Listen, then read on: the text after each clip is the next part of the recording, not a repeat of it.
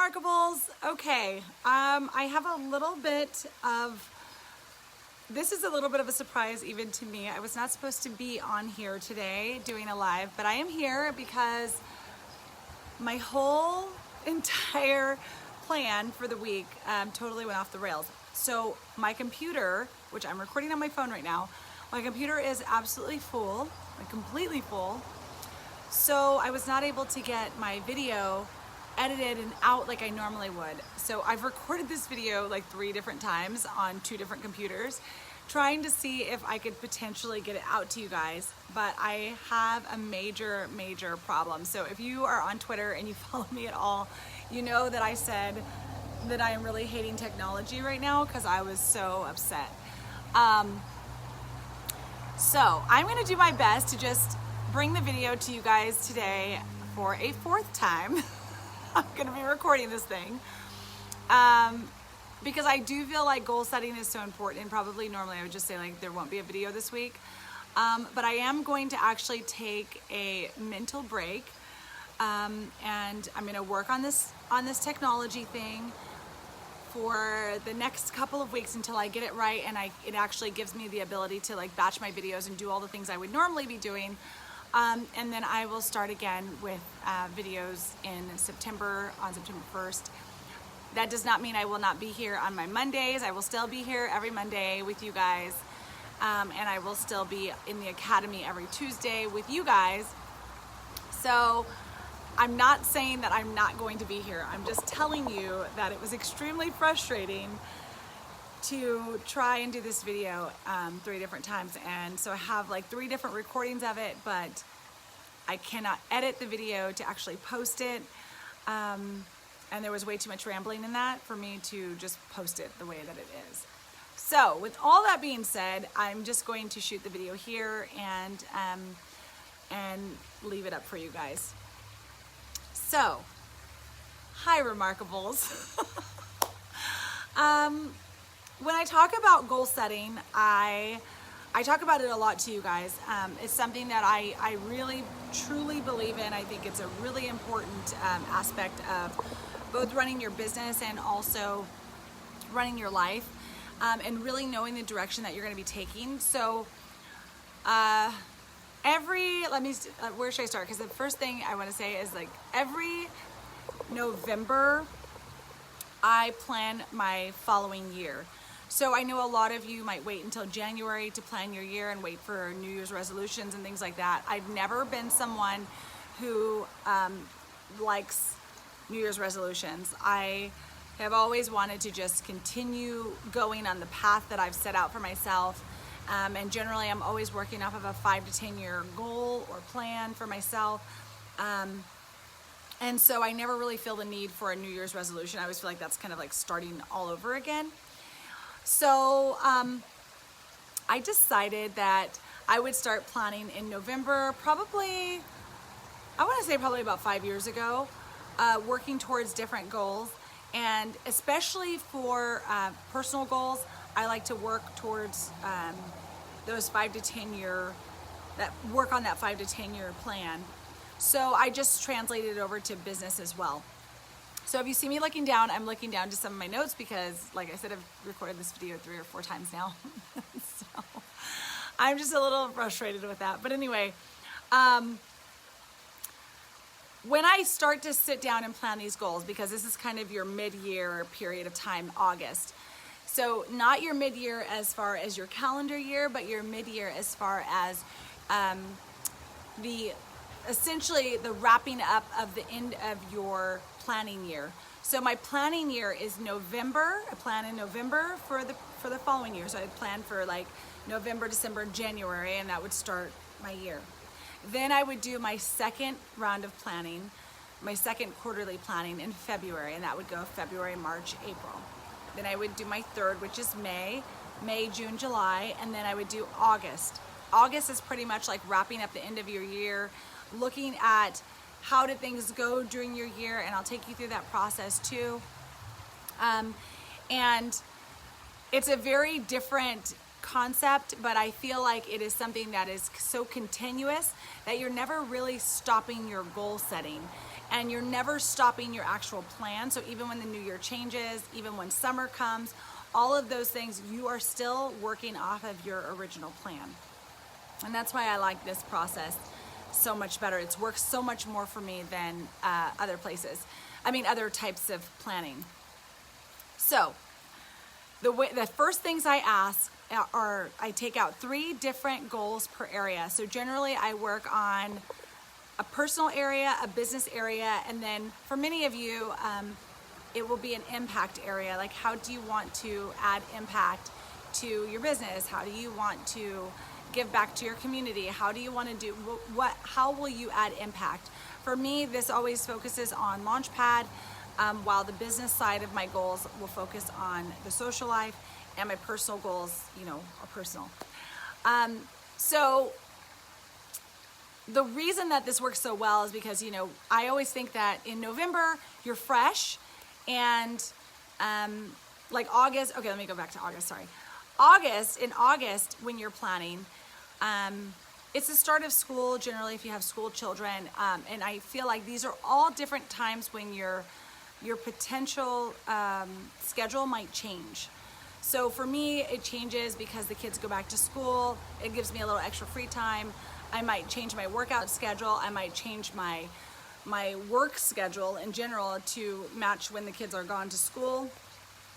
There are a lot of things that shift in August for me personally. Now, if you set up your quarterly plan, and your quarterly planning might be different in relation to how your business runs, or how your nonprofit runs, or how any of the things that you do run.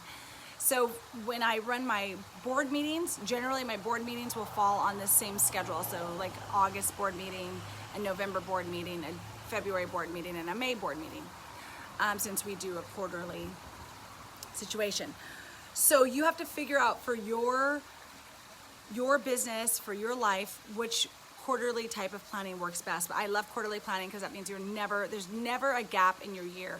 You aren't waiting until June to plan from January. So in August, like I was saying, I just take that time to really look back at the rest of the year, like how things were going.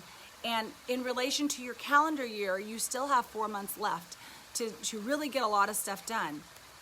And you can really reevaluate which path you're going, how things worked out, if they worked, if they didn't work. There are a lot of things you can do in this August time frame. So what I'm going to tell you is what I do every time I sit down to plan my quarterly goals. Now, the first question I ask myself is, what did happen that you're proud of? So you're going to obviously look at your goals and you're going to say, oh, I didn't do that, I didn't do this, I didn't do that. There are lots of times when you will not accomplish those goals, and that's totally fine. And hi everyone coming on. I'm here because my video did not go out yesterday because I was having some major issues with my computer. It is completely full at this point, and I'm going to have to take it in to have someone help me get it empty. So anyway, I was extremely frustrated yesterday, and so I'm here because I want to make sure that this video does get out to you guys. I do think it's a really important video, especially at the beginning of the month, and so that's why I'm here. So I hope you don't mind a surprise live, and thank you for being here too. Let's see, so when you go back and you look at your goals, you're always going to be looking at them basically saying, okay, what you didn't accomplish. We all know those things. Of course you're going to look at that and be like, oh, I didn't accomplish like this or that or whatever. And considering that we've been in COVID, a lot of us didn't accomplish the goals that we wanted to accomplish. And I talked about that on Monday about giving yourself grace. So now I want to talk about getting into those actual goals and what you should do with them when you're looking at whether you accomplish them or not. So the first question I ask myself is, what did happen that you're proud of? Now, in my case, I didn't read 3 books per month like I originally wrote, which I actually thought when we were in COVID that might work and it might happen. But what I found was I was spending a lot more time with my family. And when I say a lot more time, I mean a lot more focused, productive trips. And when I say trips, I mean like we went fishing and, maybe we went on a walk, or we did more things together because we had extra time. And for me, those things are very important. As far as business goes, I was able to really go introspective and really look and see what makes me happy in my business. What parts of my business am I proud of? What parts of my business do I want to get rid of? What parts of my business will I need to shift or pivot in? And what's the best for the current situation and the way the situation is looking in the future? So I did all of those things. And I loved that. I looked at what would be the best direction from here on out, right? So what did happen that you're proud of? Look at that and really take a moment to just reflect and write all of that down, because those things are so important and they really will dictate the next couple of questions that I have. So my first question is, what did you do? What happened that you're proud of? That's done. Why didn't or did those goals get accomplished? So that's the second part. I go through each and every goal and I ask myself why they didn't actually get accomplished, or why they did get accomplished. Was there a new process that I added? Was there a new system? Do I have a new routine? Was that routine working? What didn't work about that routine that needs to maybe be fixed or changed that I would let go? And each time you do this, every 3 months, it's an evolution of yourself, right? And it's a pivot of the type of person that you are and what you're planning to do, and what you're planning to do in the future, and what just works for you and what doesn't. And the reason that I again love doing quarterly planning is because you ultimately have a big vision of your life, and the quarterly plan keeps you on track with that. It keeps you focused on your overall goals, keeps you focused on, are you getting the results you want? And if you're not, you have enough time to pivot. A lot of times we write these big yearly goals and then we look at the end of the year and we're like, oh, we didn't finish that goal. What a bummer. And there's really nothing you can do about that. But when you plan to do your quarterly goals, you are making that change all the time, and you're going to be able to make that pivot quickly. So it's part of that idea to fail fast. Do what you need to do to fail fast, because that's how you find success. You try something and you fail fast and you move on to the next thing, you pivot. And that's truly how I live my life. I really believe that that is a key to finding success and to being able to pivot. So, you know, for example, if you had a goal, a yearly goal in January of doing, you know, putting on a fundraiser or something, let's just say, and then in March, COVID happens and you can't do that fundraiser anymore. And you really don't know, it's going to be touch and go right through the end of the year. But if you were on a yearly goal planning session and you set that goal, you really don't set any other time to really reevaluate and reposition yourself to redo that goal. But if you were on the quarterly plan, you would be in the position to reevaluate what's going to happen and how you're going to do things either in February or in May. So you have the ability to make sure that you are always keeping the pulse on your business and on your personal life and on your personal goals.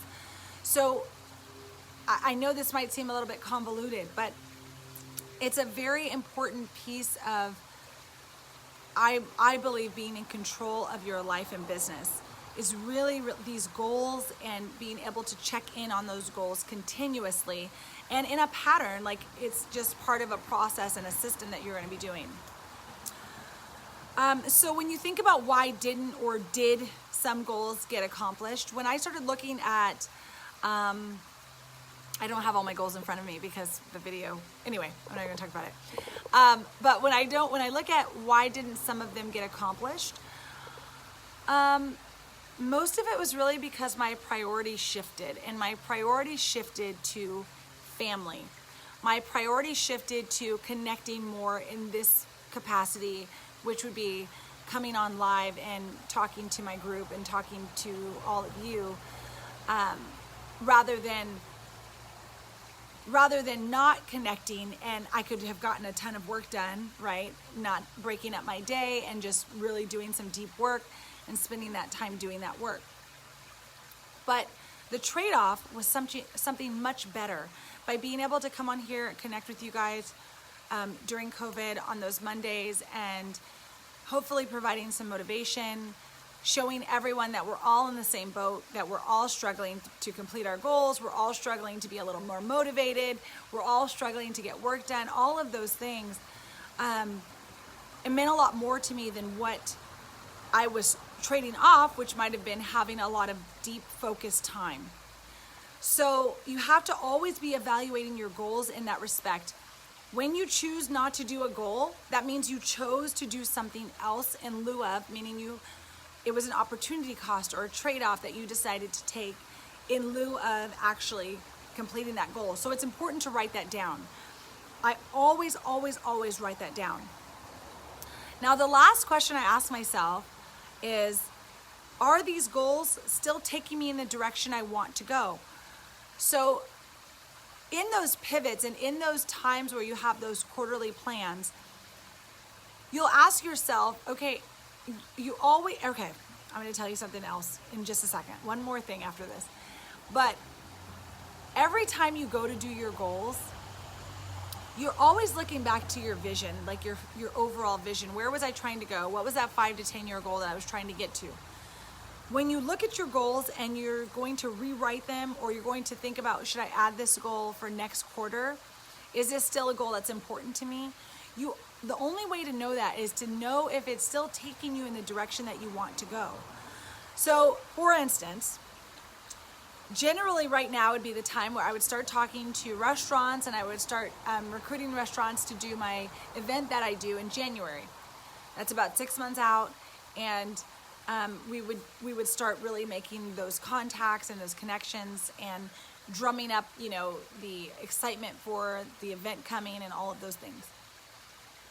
But when I sat down to reevaluate my goals, I realized that I'm not even going to attempt to do that. And the reason I'm not going to attempt to do the fundraiser, because we have to use restaurants for the fundraiser. And right now, a lot of restaurants are struggling and they're closed, or they're barely able to stay open.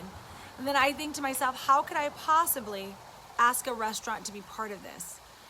And so then it allows me the clarity to know that, okay, as a founder, as a leader, I'm not going to do that to my community. I'm not going to ask my community to still try to participate in something when I know that it's not the right direction, which then allows me to go to my board meeting to know with clarity of thought that I don't think this is the right direction, and I need to talk it over with my board, and we need to make a decision.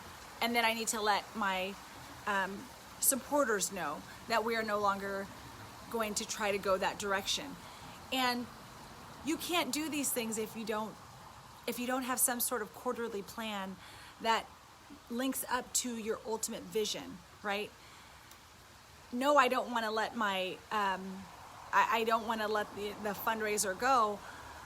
But when it comes to being a community leader or providing impact to your community, you have to also think about, how does this affect my community? How does this look from the community's perspective to your organization when you're planning on asking people who you also know are struggling to participate in something for your organization? And this is the part of being a social leader that is sometimes difficult, but these are the tough decisions that you have to make.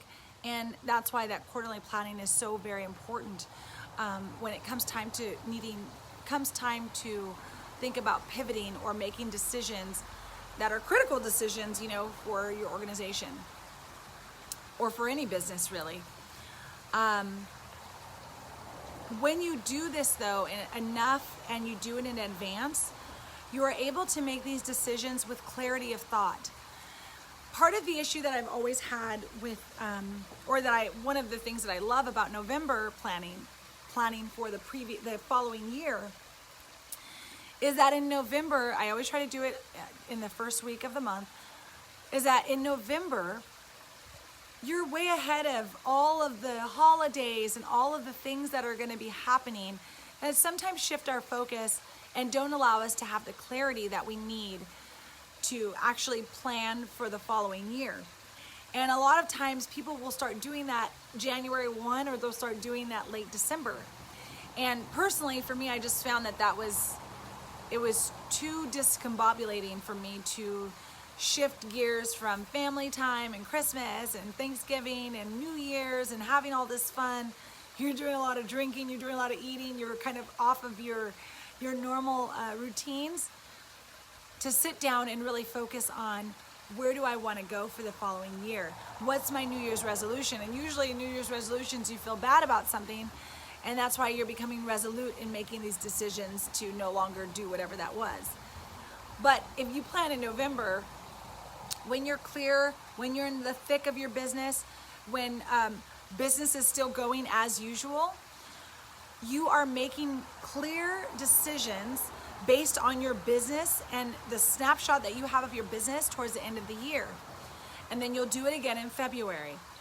And I don't know, you guys, I love that. And I don't know, does this make any sense to you guys as far as like the yearly setup, the November planning, February, May, and August planning? You only do it 4 times a year, but it keeps you so clear. And each November I choose a new word, for the following year. I do all of the same things that you would do in a normal planning session.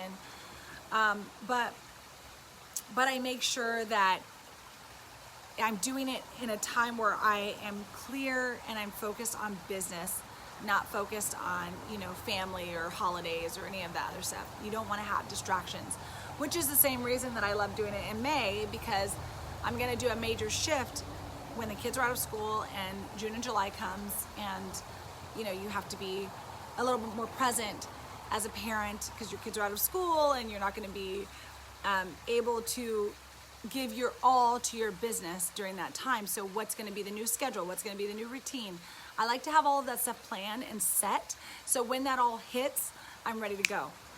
And it has been a game changer, both personally and for business. So the last thing I want to say is that when you are creating your new goal setting for August, through November, or anytime you're doing your quarterly planning, the one thing I do is every time I write a new goal, I write right next to it, I say, what is the vision? Like, what was the reason for this goal? The reason I'm doing this goal, and that you're able to make it onto my goal list for this particular quarter, is because my life vision was this. And so it's always connected. There's always a reason. And that reason doesn't come from anything external. It doesn't come because, I want to, I don't know. It doesn't come from anything external. It only comes from my personal life vision of myself, of where I see myself in 5 to 10 years. So if you, like I've always said, if you guys have that Design Your Life and Business workbook, if you don't have that, you should definitely download that and go through it. You only have to go through it one time to really get a sense of your life vision. Doesn't really change that often. So you can obviously change it anytime you want, but your life vision doesn't generally change. Like, you have a vision of yourself, of what you want to become, of what success looks like to you. And everything you do in all of those 3-month planning sessions are getting you closer to that vision. So I'll give you an example. You guys know I love talking about marketing. You guys know I love talking about business.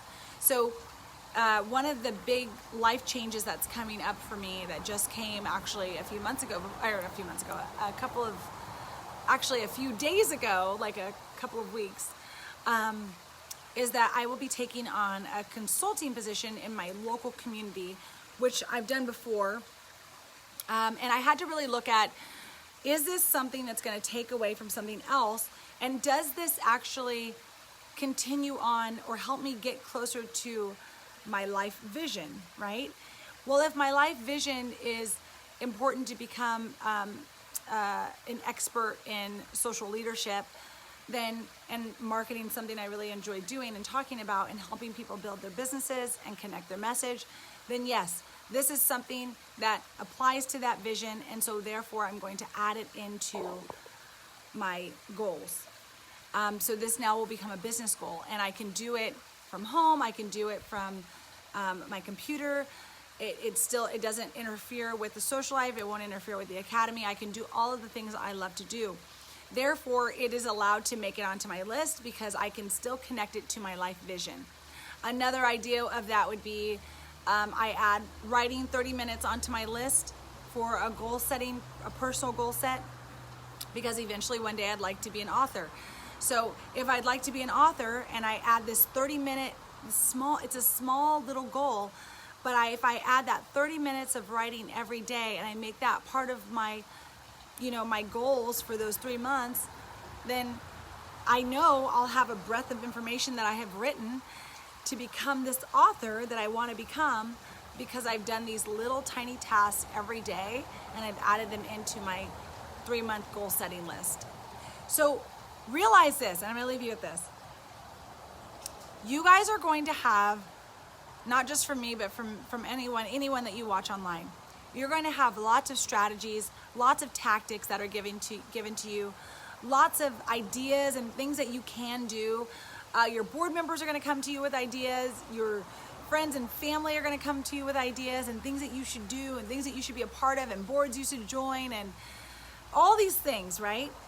But if you create a filtering process for how you take this information in and how you're going to apply it to your life, and does it fit within your life, that's what those 3 questions do. Every time you sit down to goal set, it's going to funnel in only the most important things that are going to get you to your final destination of your goal. And so that's why I always stress this whole 3-month planning process, because I feel like it truly does put you on the path to find success in your own personal life, not just, success by what other people's standards are, which is, maybe having a ton of money or something. And if that's your standard of success, then that should be in your life vision. And if that's in your life vision, then that will it'll make its way onto your 3-month goal. So that's all I have for today. I just wanted to come on and make sure I made this video and make sure you guys got it. I will actually post this to YouTube as well. Thank you for the rambling. I'm for listening to the rambling. I do feel that this process is so grounding, and it's so it's just something that has helped my life tremendously for years now since I've been doing it, and it really keeps you focused and on track to your own personal success. So I really hope that helped you guys, and thank you guys so much for watching today, and I will see you on YouTube in a few weeks, and I will see you in the tribe next week. All right, thank you guys so much for watching. I'll see you soon. Bye guys.